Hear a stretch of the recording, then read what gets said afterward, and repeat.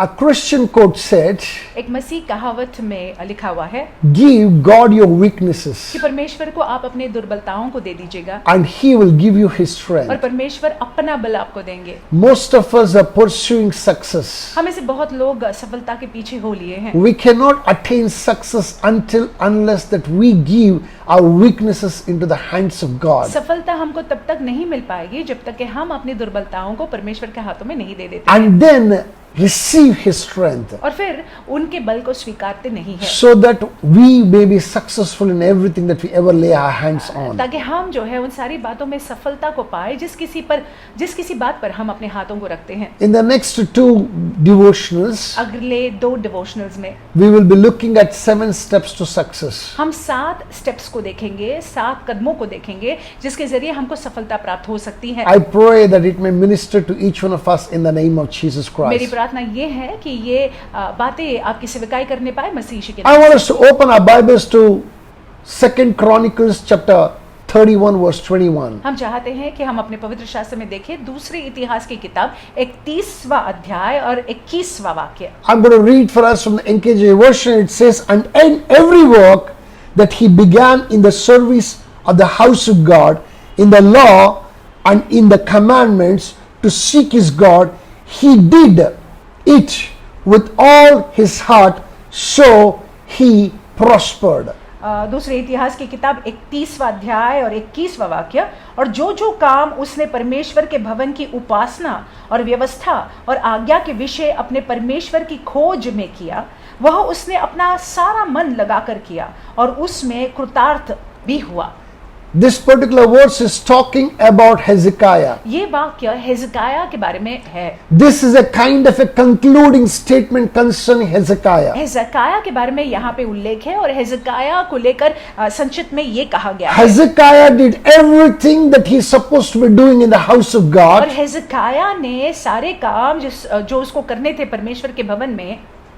Number 2, he did everything right concerning the law of God परमेश्वर की व्यवस्था को लेकर उसने सारी बातों को सही किया and the commandments of God और आज्ञाओं को लेकर सारी बातों को सही and किया sought the face of God, और परमेश्वर की उपासना की and he did it all according to his, he did it all with all his heart. और अपने परमेश्वर की खोज की अपने पूरे मन से। Because he did it all with this kind of a thing, और क्योंकि ऐसे प्रवृत्ति से उसने किया, it concludes with a 3-word sentence. यहाँ पे देखिए आगे लिखा हुआ है, So he prospered. लिखा हुआ है तो सारी बातों में वो सफल हुआ। If you're somebody looking for success, अगर आप चाहते हैं कि सफलता आपका भाग हो, these 7 steps are a must for you. तो ये 7 कदम या 7 बातें आपके जीवन के लिए जरूरी है। I want us to journey with me to see what are those 7 steps. आइए मेरे साथ में हम यात्रा में चलते हैं देखने के लिए कि ये 7 स्टेप्स क्या हैं। Number 1, that you need to put God at the top of everything. देखिए पहली बात, आपको परमेश्वर को वो सर्वप्रथम स्थान देना है। I repeat, you have to put God first. सारी बातों से ऊपर आपको परमेश्वर को रखना है। Remember that God wants you to succeed more than you want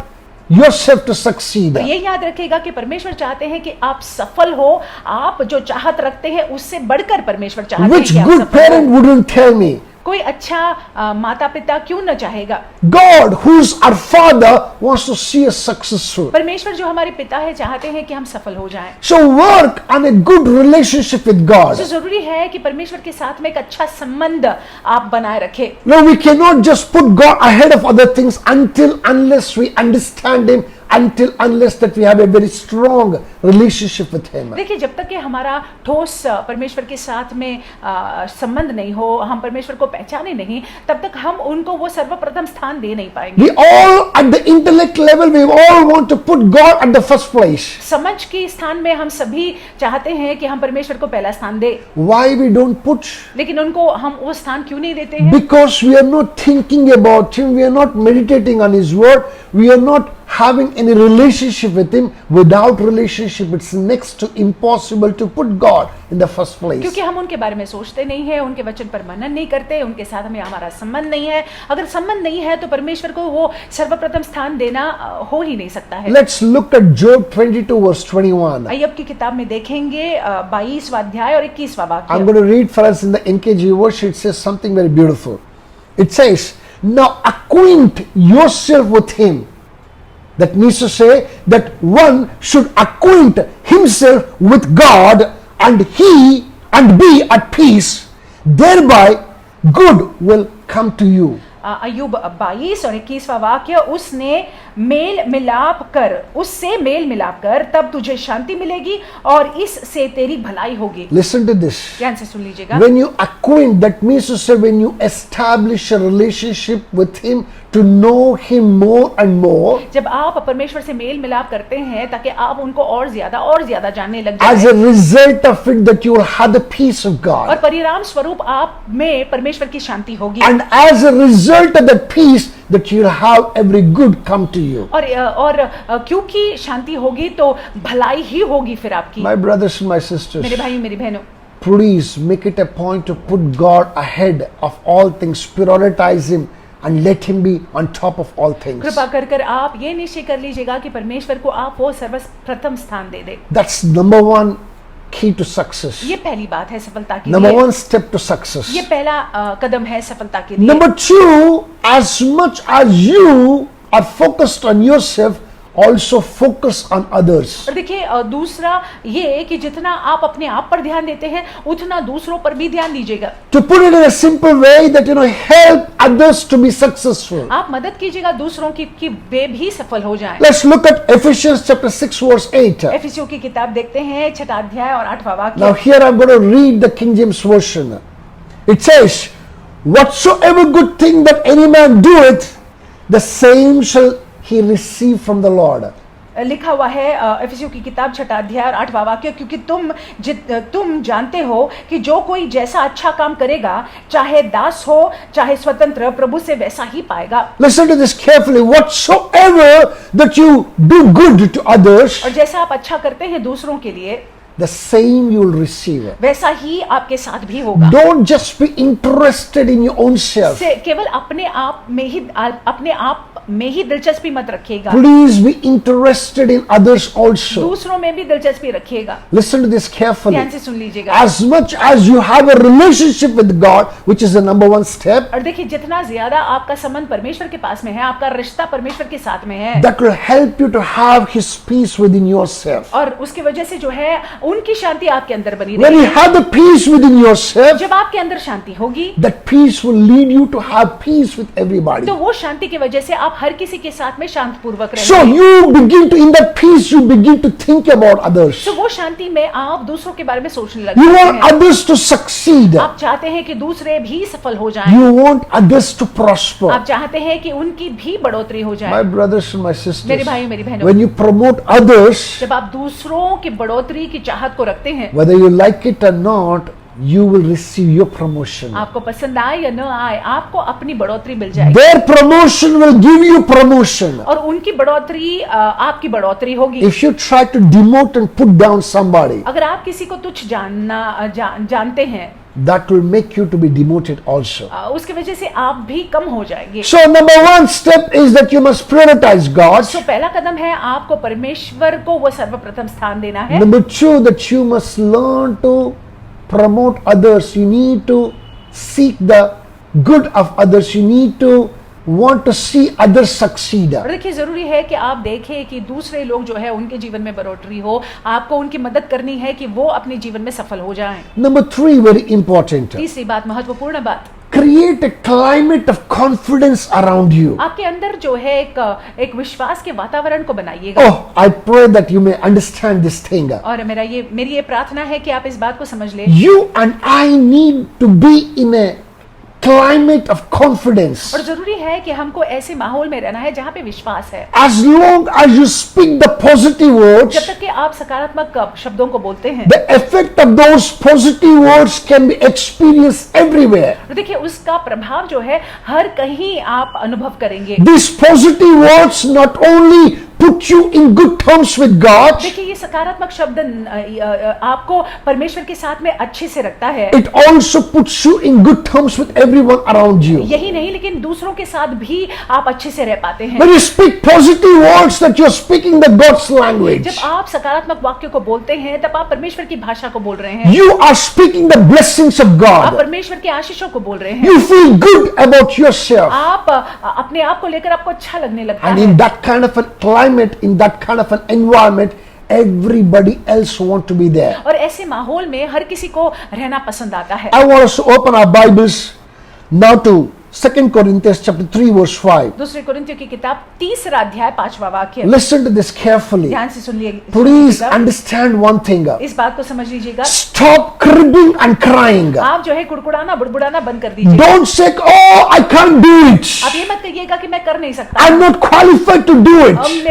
मेरे में उतनी प्रवीणता नहीं है करने के I लिए। don't have a degree. I don't have a diploma. I don't have this. I don't have that. मेरे पास डिग्री नहीं है, मेरे पास डिप्लोमा नहीं है, मेरे पास ये नहीं है, मेरे पास वो नहीं है, I don't have experience. मेरे पास अनुभव नहीं है। Stop cribbing. आप जो है ऐसे कुड़कुड़ाना बंद कर दीजिएगा। Instead of that, start confessing. इसके बजाय जो है आप कबूली कीजिएगा, सकारात्मक कबूलिए। Start acknowledging God as your sufficiency. और देखिए इस बात को मानने लग जाइएगा कि परमेश्वर मेरे लिए काफी है। Let's open our Bibles to 2 Corinthians chapter 3 verse 5. I'm going to read it for us from the NKJ version.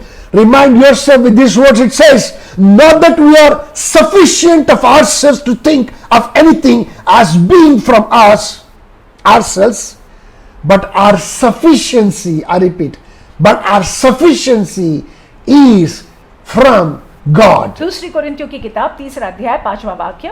यह नहीं कि हम अपने आप से इस योग्य है कि अपनी ओर से किसी बात का विचार कर सके, पर हमारी योग्यता परमेश्वर की ओर से है। Apostle Paul says something very beautiful. प्रेरित पौलुस सुंदर कुछ कह रहे हैं। This man was an intelligent man, बहुत ही बुद्धिमान पौलुस थे। a great intellect for that matter, बहुत ही बुद्धिमान ये पौलुस थे। contributed extremely great with great contribution to the Bible. पवित्र शास्त्र में इनका बड़ा योगदान है। He says what? क्या Not कहते that हैं? we have sufficiency in ourselves ये नहीं कि हम अपने आप में योग्य है, to think of that we are somebody, कि हम ये सोचे कि हम कोई है, but he says our sufficiency comes from God. पर हमारी योग्यता परमेश्वर की ओर से ही आती है। My brothers and my मेरे sisters, भाइयों मेरी बहनों, I do not know what insufficiency that you have. हम नहीं जानते हैं कि आप में क्या अयोग्यता है। All your insufficiency gets cancelled out with his sufficiency. आपकी अयोग्यता जो है वो पूरी कैंसिल हो जाती है उनकी योग्यता के वजह से। What you cannot do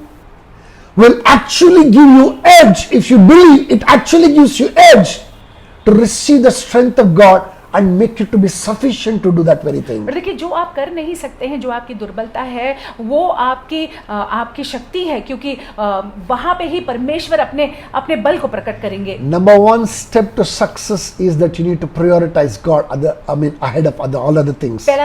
पहला कदम जो है, परमेश्वर को पहला स्थान दीजिए, सर्वप्रथम स्थान दीजिएगा। Number two, you need to help others to succeed as well. दूसरी बात, दूसरों की मदद कीजिएगा कि वे भी सफल हो जाएं। Number three step is create a climate of confidence around you. तीसरी बात, आपने इर्द गिर्द जो है एक सकारात्मक वातावरण को बनाइएगा। Number four, very important again, stay informed. और देखिए चौथी बात कि आप इन्फॉर्म्ड रहिएगा। I love the way that it is put in New American Standard Bible. New American standard Bible में जिस तरह से लिखा हुआ है मुझे बहुत पसंद है। Let's open our Bibles to Proverbs chapter 1 verse 5. नीति वचन में खोलेंगे, पहला अध्याय 5वां वाक्य। Proverbs chapter 1 verse 5 in NASB, that's New American Standard Bible, says that a wise man will hear and increase in learning. नीति वचन पहला अध्याय 5वां वाक्य कि बुद्धिमान सुनकर अपनी विद्या बढ़ाए और समझदार बुद्धि का उपदेश पाए। Listen to this. It says a wise man. Who is the wise man? It says will hear and increase. लिखा हुआ है बुद्धिमान कौन है? वो जो सुनकर अपनी विद्या को बढ़ाता है। Will hear and increase in learning. और वो सुनकर जो है अपनी विद्या को बढ़ाता है। My brothers and my मेरे sisters, भाइयों और बहनों, how often that you pick up a book to read, कितनी बार जो है आप किताब को उठाते हैं पढ़ने के लिए, how often that you look to learn something new, और कितनी बार जो है आप चाहते हैं कि कुछ नया आप सीखें, how often that you invest in your intellect, और on कि- your intellect. और कितनी बार जो है आप अपने बुद्धि के लिए या बुद्धि बढ़ाने के लिए जो है कुछ निवेश करते हैं। If you're quick in buying a very expensive meal, अगर आप जो है कोई बिना झिझक के बहुत ही कीमती खाने के पदार्थों को खरीदते हैं, but not invest in a book, लेकिन एक अच्छी किताब में निवेश नहीं करते हैं, you're actually telling where your appetites are. तो आप ये कहते हो कि आपका भूख किसकी तरफ है। Your appetite is in eating to nourish this body, or appetite is at a greater level to increase your wisdom and knowledge and understanding. आपकी भूख जो है आपके शरीर के भूख को मिटाने के लिए है, या फिर आपकी भूख जो है आपकी बुद्धि को बढ़ाने के लिए है। My brothers and my मेरे sisters, भाइयों मेरी बहनों, success just doesn't come like that. सफलता केवल ऐसी ही नहीं आती है, It comes with a cost, इसके लिए मूल्य या दाम चुकाना पड़ता है, and not everybody can become successful. और हर कोई सफल नहीं हो सकता है। If you want to be successful, अगर आप सफल होना चाहते there's हैं, something that you need to do. चंद बातों को करना जरूरी है। The first 4 steps that we saw today: आज हमने पहले 4 स्टेप्स को देखा। prioritize God. परमेश्वर को सर्वप्रथम स्थान देना। Number 2, as much as you think about yourself, think about others also. जितना आप अपने बारे में सोचते हैं उतना दूसरों के बारे में भी सोचिएगा। Number 3, that create a climate of confidence around you. और तीसरी बात, अपने इर्द गिर्द